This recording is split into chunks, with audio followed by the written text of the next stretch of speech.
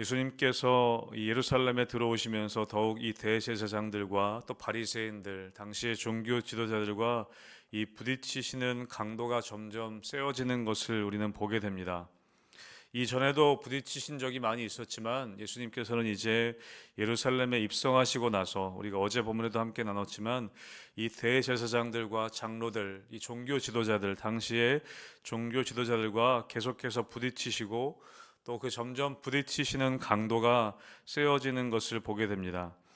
우리가 어제 본문에서 예수님께서는 두 아들의 비유를 통해서 말씀하셨죠. 너희들은 이 첫째 아들, 이 맏아들처럼 아버지가 그 포도원에 일꾼으로 보낼 때 가겠다고 말만 하고서 가지 않은 맏아들과 같다. 너희가 참 그런 거 존재와 같다. 그리고 세리와 창녀들은 가지 않겠다고 했지만 결국엔 뉘우치고 갔던 그런 둘째 아들과 같으니 누가 천국에 먼저 들어갈 수 있겠냐, 그러면서 나중된 자가 먼저 되지 않겠냐, 그런 비유를 들어서 말씀하고 있습니다. 오히려 세리와 창녀들이 하나님의 나라에 먼저 들어갈 것이 아니냐, 굉장히 그 사람들에게 있어서는 모욕적인 그런 비유를 들어서 대제사장들과 장로들을 꾸중하고 계셨습니다. 근데 오늘 본문에 보면 예수님께서 한 걸음 더 나아가서 이 포도원, 농부에 대한 비유를 통해서 그들의 실체를 더 드러내고 계신 것을 우리가 볼 수 있습니다. 오늘 33절부터 쭉 함께 말씀을 읽어보면 한 주인이 포도원을 만들어서 포도원 틀을 만들고, 포도원 집 자는 틀을 만들고 농부들에게 새로 주고 다른 나라로 갔다라는 비유를 들어서 말씀하고 계시죠. 그런데 그 주인이 이제 열매 거둘 때가 되어서 그 열매를 거두기 위해서 종들을 보내서 농부들에게 열매를 받아오게 했다는 것입니다. 그런데 그 농부들은 이 종들을 잡아서 때리기도 하고 죽이고 또 돌로 치고 그런 일들을 행했다는 것이죠. 그래서 그 주인은 또 다른 종을 보냈습니다. 또 다시 다른 종들을 보내 처음보다 많이 보냈는데 그들도 그렇게 하였다는 것입니다. 새로 주고 소작농들이었던 그 농부들이 이 주인의 종들을 죽이기도 하고 때리기도 하고 그렇게 열매를 보내지 않았다는 것을 비유를 통해 예수님이 말씀하십니다. 여러분, 주인은 누구이십니까? 바로 하나님이시죠. 그리고 포도원은 무엇입니까? 이스라엘 백성들입니다. 그럼 농부들은 누구입니까? 바리새인들과 서기관들과 제사장들과 같은 이 종교 지도자들입니다. 여러분, 그들의 책무는 무엇이냐면 그들은 주인이 아니라는 것이죠. 그냥 그들이 가지고 있는 모든 것들은 주인으로부터 위임받은 것들이라는 것입니다. 당시 대제사장들과 종교 지도자들은 주인이 아니라 주인으로부터, 하나님께로부터 위임받은 사람이라는 것을 예수님께서 말씀하고 계십니다. 그런데 시간이 지나면서 자기가 가지고 있는 모든 것들을 자기 것인 양 그렇게 자기 소유처럼 느껴지게 되었다는 것입니다. 그래서 하나님께서 종들을 보내셨다. 그 종은 누구이냐면 선지자들이었던 것이죠. 선지자들을 통해서 수없이 많이 경고하셨다는 것입니다. 그러나 그들이 그 경고를 듣지 않고 오히려 선지자들을 죽이고 때리고 그들의 주인인 것처럼 그렇게 행사했다는 것을 말씀하고 있습니다. 여러분, 그래서 예레미야 선지자를 통해서, 예레미야 같은 데 보면 예레미야 35장 15절에 보면 예레미야 선지자를 통해서 이렇게 말씀하셨습니다. 내가 내 종 모든 선지자를 너희에게 보내고 끊임없이 보내며 이르기를 너희는 이제 각기 악한 길에서 돌이켜 행위를 고치고 다른 신을 따라 그를 섬기지 말라. 그리하면 너희가 내가 너희와 너희 선조에게 준 이 땅에서 살리라 하여도 너희가 귀를 기울이지 아니하며 내게 순종하지 아니하였느니라. 예레미야 선지자를 통해서도 그렇게 말씀하셨죠. 내가 수없이 많은 선지자들을 너희에게 보내서 너희가 돌이켜라, 내 말을 들어라 했지만 너희가 듣지 않았다. 그렇게 말씀하셨습니다. 여러분, 그래서 후에 어떻게 되었습니까? 오늘 예수님께서 그 이후에 어떤 비유를 또 말씀하시는가? 이제 다른 종들을 보내서 그렇게 다른 종들을 보내었음에도 그렇게 죽이고 때렸는데, 그래서 그 주인이 어떻게 하였느냐? 37절에 보면 후에 자기 아들을 보내며 이르되 그들이 내 아들은 존대하리라 하였더니 농부들이 그 아들을 보고 서로 말하되 이는 상속자니 자 죽이고 그의 유산을 차지하자 했다라는 것입니다.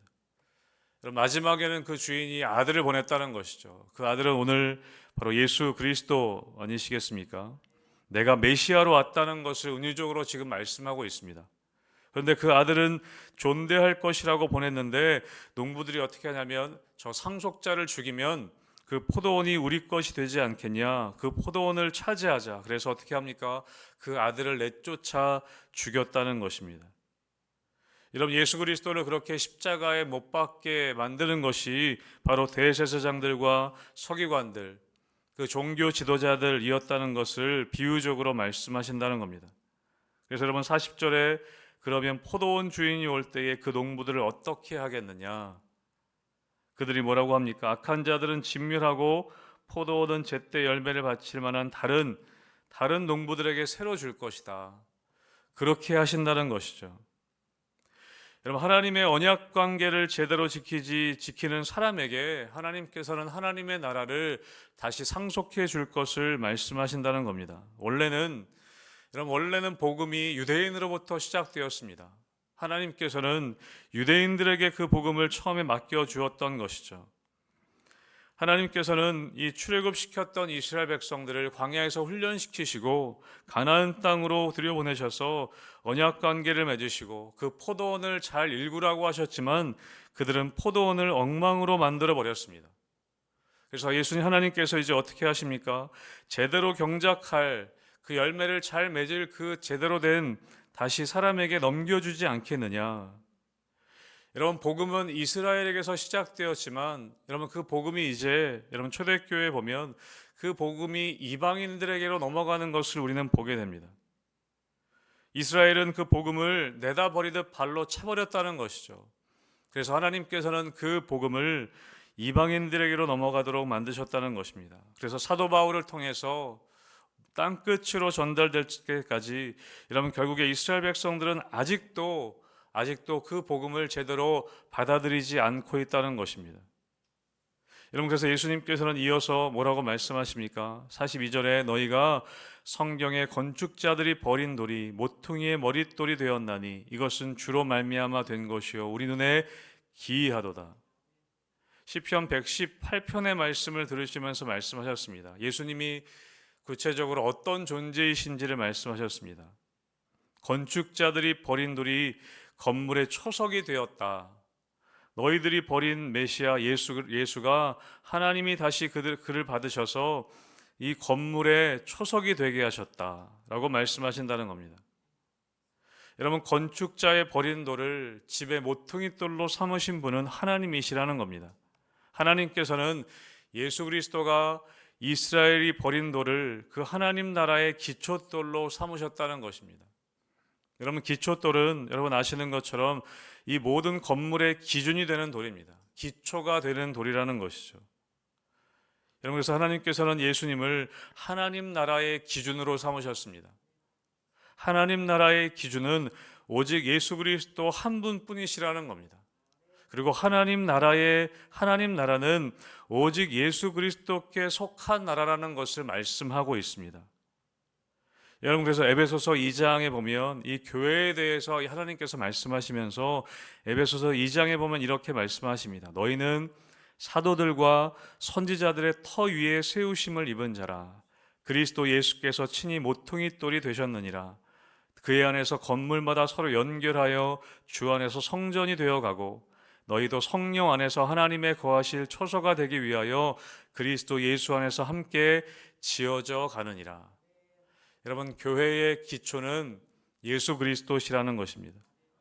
교회의 모퉁이 돌은 예수님이시라는 것입니다. 다시 말하면 여러분, 교회의 주인은 예수님이시고 그 기초 위에 예수 그리스도라는 기초 위에 우리가 서로 연결되어져서 성전이 되어 간다는 것입니다. 여러분, 대제사장들과 서기관들은 하나님이 보내신 청지기에 불과했습니다. 그들에게 맡겨진 것은 그들 당시의 예루살렘 교회나 그 당시의 모든 것들은 하나님이 주신 것이라는 것을 그들은 깨닫지 못했습니다. 그래서 선지자들을 통해서 또 결국에 예수 그리스도를 통해서 하나님이 주인이신 것을 다시 한번 이야기하고 있는데 이 대제사장들은 선지자들을 죽이고 그리고 하나님의 아들 교회의 주인이셨던 그 예수를 십자가에 못 박게 되었다는 것이죠. 오늘 마지막 46절에 보면 이 대제사장들과 서기관들이 바리새인들이 어떻게 합니까? 그 비유가 자기들을 가리켜 말씀하신 줄 알고 그 예수를 잡고자 했습니다. 그런데 무리를 무서워하여서 그들을 잡지 못했죠. 그리고 그들은 예수를 선지자로 알았다라고 기록하고 있습니다. 이런 바리새인과 서기관들은, 대제사장들은 예수가 누구이신지를 정확히 알지 못했습니다. 그가 하나님의 아들 메시아인 것을 알지 못했습니다. 그리고 지금도 이스라엘의 사람들은, 유대인들은 여전히 예수를 메시아로 고백하고 있지 않고 있다는 것입니다. 여러분, 예수를 그리스도로 여기는 것, 여러분, 예수님께서 참된 그리스도이시고 교회의 머리가 되시고 교회의 모퉁이 돌이 되신다는 것을 여러분, 우리는 잘 알고 있습니다. 여러분, 우리에게 오늘 하나님께서는 똑같이 질문하고 계신 것이죠. 정말 예수를 우리의 삶의 주인으로 여기고 있느냐? 정말 예수 그리스도를 교회의 머리로 여기고 있느냐? 그 질문을 우리에게도 하고 계십니다. 여러분, 주인 노릇하고 있었던 대제사장들과 바리새인들, 여러분, 때로는 우리의 모습이 이 대제사장들과 바리새인들과 비슷하게 되어져 가는 우리의 모습을 볼 때도 있다는 것입니다. 하나님께서 우리에게 모든 것들을 맡겨주셨는데, 하나님께서 우리를 청지기로 삼으셔서 이 소작농들처럼, 이 농부들처럼 우리를 청지기로 삼으셔서 우리에게 교회를 맡겨주시고 또 우리에게 모든 것들을, 이 땅의 것들을 맡겨주셨는데 때로는 마치 우리가 주인인 것처럼 행세할 때가 우리 가운데 있을 수 있다는 것입니다. 여러분, 교회를 맡겨주셨는데 마치 교회의 주인이 나인 것처럼, 우리 목회자들도 마찬가지인 것이죠. 마치 교회가 내 것인 것처럼 그렇게 사용할 때가 있다는 것입니다. 맡겨놓은 성도들을, 맡겨놓은 교회를 마음대로 그렇게 부릴 때가 있다는 것을 경고하고 계십니다. 우리의 삶도 마찬가지입니다. 하나님께서 우리에게 맡겨주신 이 삶을 내가 주인인 것처럼 그렇게 여기고 있진 않은가, 우리는 돌아보아야 할 것입니다. 여러분, 예수님께서는 끝까지 우리에게 기회를 주십니다. 여러분, 대제사장들과 이 바리새인들에게도 하나님은 지금 기회를 주시는 것입니다. 너희가 주인이 아니라는 것을, 예수 그리스도를 보내셔서 하나님께서 이 땅의 주인이시라는 것을 알려주고 있음에도 대제사장들과 바리새인들은 결국에 예수를 십자가에 못 박게 되었던 것이죠. 여러분, 예수를 못 박은 것은 이들만이 아니라 우리일 수도 있다는 것입니다.